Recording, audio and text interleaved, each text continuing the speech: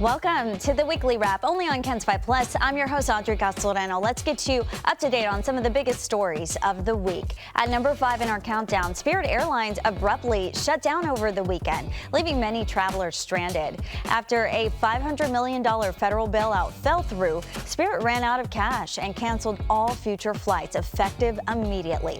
Spirit also ended its customer service with no employees to help. Passengers had to scramble to find a new way home. And now there's concern the shutdown of the discount carrier could push ticket prices higher. Spirit Airlines CEO blamed the sudden and sustained rise in fuel prices in recent weeks for the sudden closure. At number 4 in our countdown, the former delivery driver who pleaded guilty to murdering 7-year-old Athena Strand in North Texas was sentenced to death this week. Tanner Horner confessed he hit 7-year-old Athena Strand with his delivery truck while on his FedEx route. He told investigators he panicked, put Athena in his truck, and killed her before dumping her body near a creek. Just after Horner's sentence was read in court, Athena's uncle delivered a powerful victim impact statement. Tanner Horner, I want you to hear this directly. You did not just take a life, you destroyed a family. You took a little girl who trusted the world and repaid that innocence with violence. You chose to cause pain that will last generations.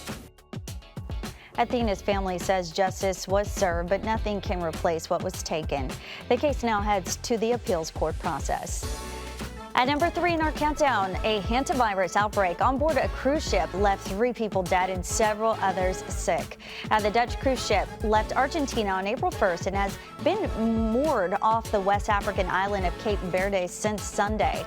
The World Health Organization now says the virus may have spread from human to human through very close contact between those who were infected.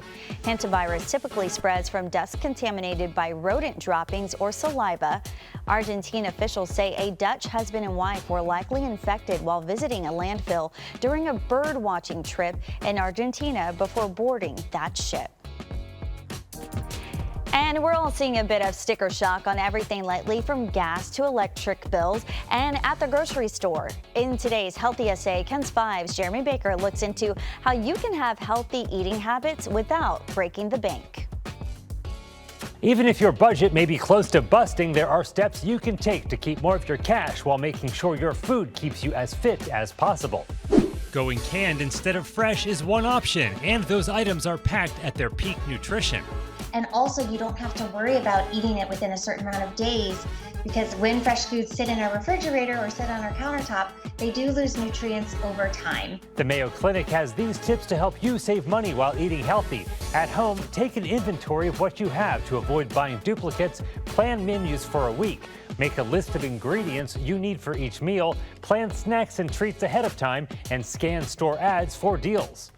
When shopping, eat a snack beforehand so you aren't hungry and tempted to buy more. Avoid shopping alone, which can lead to impulse buying. Stick to your list. Avoid prepackaged meals. Limit soda, chips, and sugary drinks and cereal too. But whatever you choose to buy, research prices. Typically, if you want to look for sales on those, that's a fantastic way to get some whole foods and nutrient-dense options while still trying to remain budget-friendly. And for the more than 2.7 million people living with diabetes in Texas, or more than 12% of the population, eating healthy before or after finding out you have diabetes is a must for your overall health.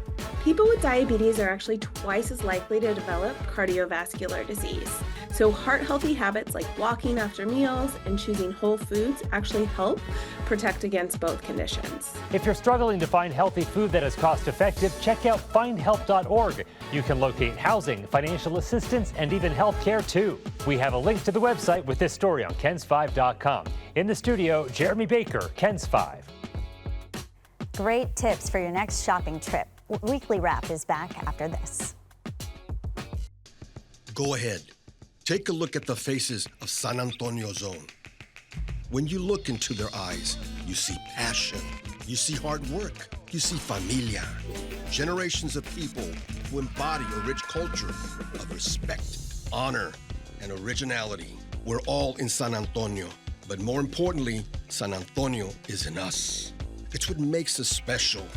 It's why we're proud to be San Antonio's own. A broken vehicle fixed after 5 months of no help. KENS 5 made it 100% better. A busted windshield fixed after getting the runaround from a contractor. And you guys did it. Y'all were amazing. A much-needed tax refund this man couldn't access. Yep, fixed. KENS 5 actually helped me out quite a lot, actually. Have a consumer problem you can't solve? Call KENS. Weekdays at 6 on KENS 5. Got a problem, call KENS. They will solve the problem. My name is Sue Kalberg, and I am a journalist for KENS 5 for 22 years. I think it's been an awesome privilege to be able to work in the town that I grew up in. My uncle, Rex Stanley, was the very, very, very, very first guy hired at KENS 5. From the beginning, I said, you can get paid for that? Let me in. It fills my heart to be a part of the KENS family, because the KENS family is the San Antonio family. I am San Antonio's own Sue Kalberg.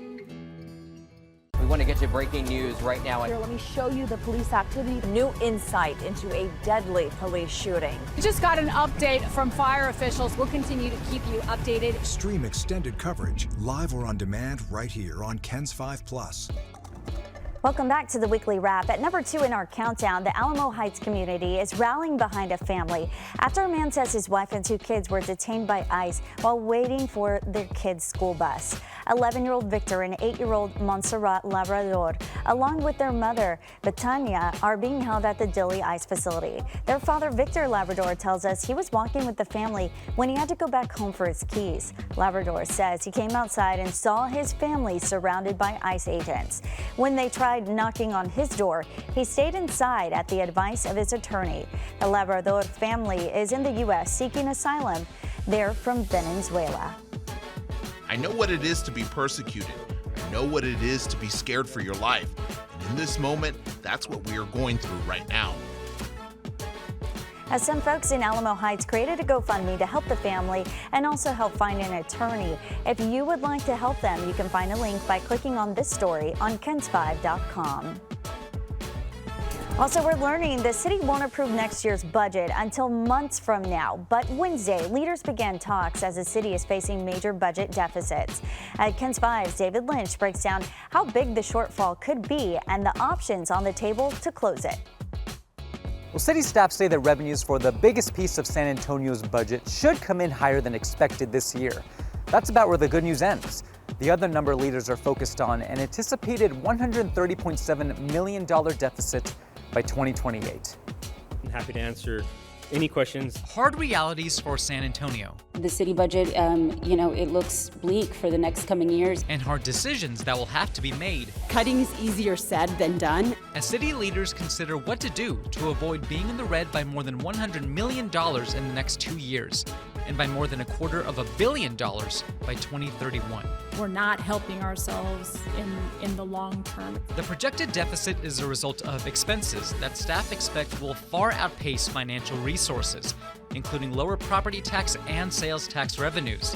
That impacts how much there is to fund things like the police and fire departments, parks, and public works.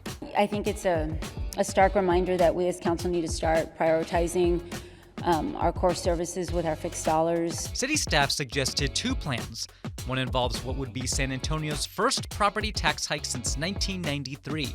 But both factor in tens of millions in cuts to city departments. I don't want that to unintentionally impact the workload of a city employee where they're taking on additional roles and responsibilities, and then we have burnout, impact to services, so on and so forth. Well, as for what's next, city staff will present a trial budget in mid-June, and city council is expected to vote on and finalize next year's budget on September 17th. David Lynch, KENS 5. Have to see what happens. The Weekly Wrap back after this. Go ahead. Take a look at the faces of San Antonio Zone. When you look into their eyes, you see passion. You see hard work. You see familia. Generations of people who embody a rich culture of respect, honor, and originality. We're all in San Antonio, but more importantly, San Antonio is in us. It's what makes us special. It's why we're proud to be San Antonio's own. Talked to this police officer, and she told me to call KENS 5. Every week, KENS 5 is looking out for San Antonio's own. The next day after you left, they sent a professional AC guy, and my AC's working now. If you've been wronged by someone, it was shocking. Clearly something went wrong. Or a business, I couldn't believe it was happening. Just call KENS. Weekdays at 6, only on KENS 5. I got my vehicle back. I'm rolling again, so call KENS 5 to help you if you need help too.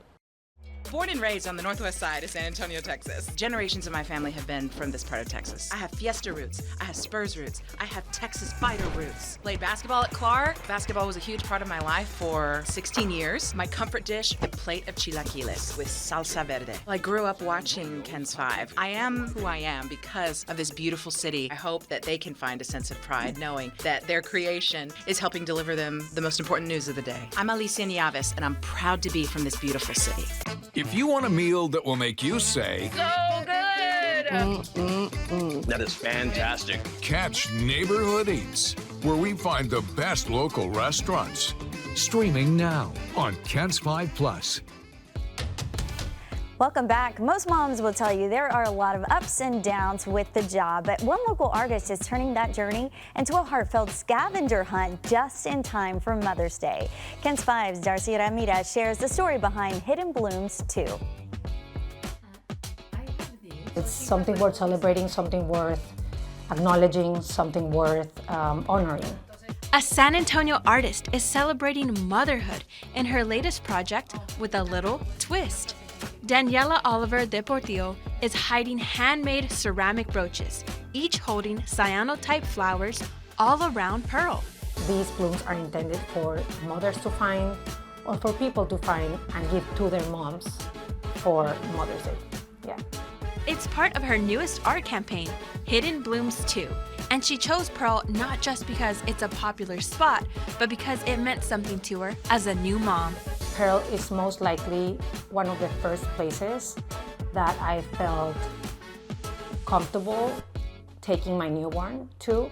She says that season of life was filled with vulnerability, but Pearl felt welcoming and easy to navigate. When you go to Pearl, you see that range of what motherhood is. From the very beautiful moment where the sun is shining and everything is perfect to when it all exploded and you just need to get back to your car as soon as you can. She hopes this project highlights mothers as the unsung heroes they are, especially her own. Daniela's mom, Carmen, has been an artist for 50 years, and her approach to art is something Daniela admits she's still learning from. I don't care about if somebody likes my work. It's for me, inside me. And that's something that I need to learn from, to relax and just enjoy the process. Hidden Blooms 2 debuted this week, turning Pearl into a real-life scavenger hunt. But you'll have to be quick. Only 50 brooches will be hidden. See you on the hunt. Darcy Ramirez, KENS 5. What a cool project.